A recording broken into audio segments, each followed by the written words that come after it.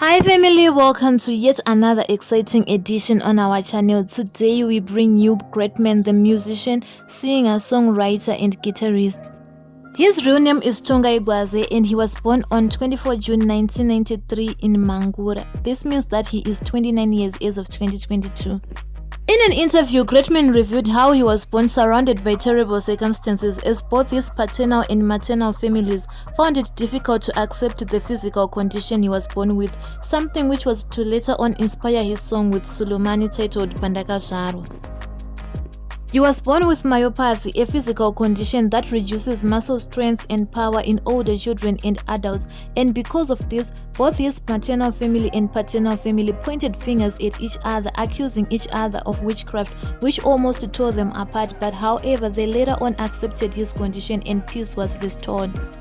Unfortunately, Greatman was orphaned at an early age. His father, Ratidzo Gwaze, passed on in 1995 and his mother, Ratidza Igwaze, passed on in 1998, so Greatman was raised by his grandmother, Muchanita Gwaze.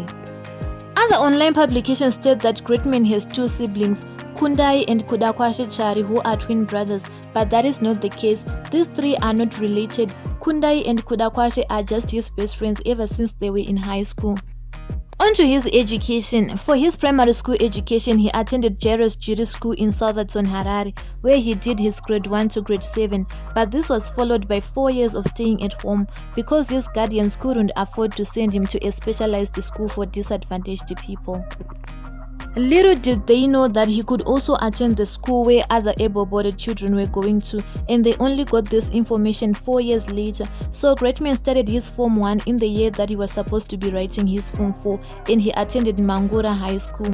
So how did his musical career begin? His musical career began when he was still in primary school at Jairus Jury School, where they explore and nurture people's talents.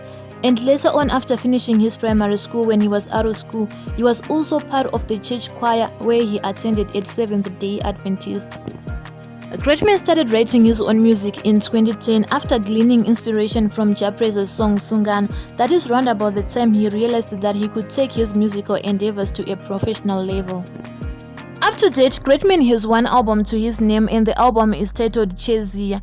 Other popular songs from him include Kuita Kwavo Mwari, Ndonzwa Kuda, Clara, Mwana Wangu, Heartbroken, Naomi, and Pandakazharo, which features Sulumani, just to mention a few. On to his personal life, Greatman is a happily married man and his wife goes by the name of Slibaziso Masara, and they got married in March 2020. In May 2021, Greatman and his wife were blessed with a bouncing baby boy, whom Greatman named Karan, a name which means extremes in fortune, health, and spirituality.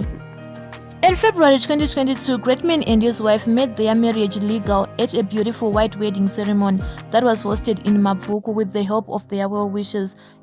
Unfortunately, the bliss of their wedding was short-lived, as a few days after the weddings, controversy emerged on social media in which Greatman and his wife accused a man from TEO events of having duped them and having left them with so many wedding dates.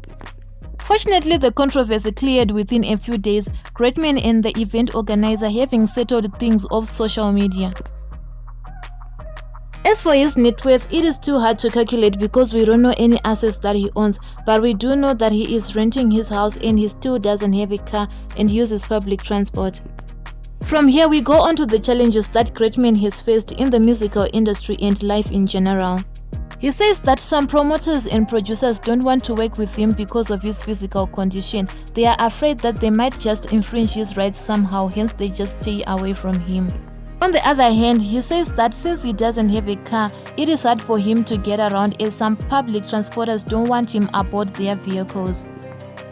This is not right, guys. A better Zimbabwe starts with all of us, and it starts with a change of attitude. With that, we come to the end of the video. Thank you so much for watching. Don't forget to like, subscribe, and comment.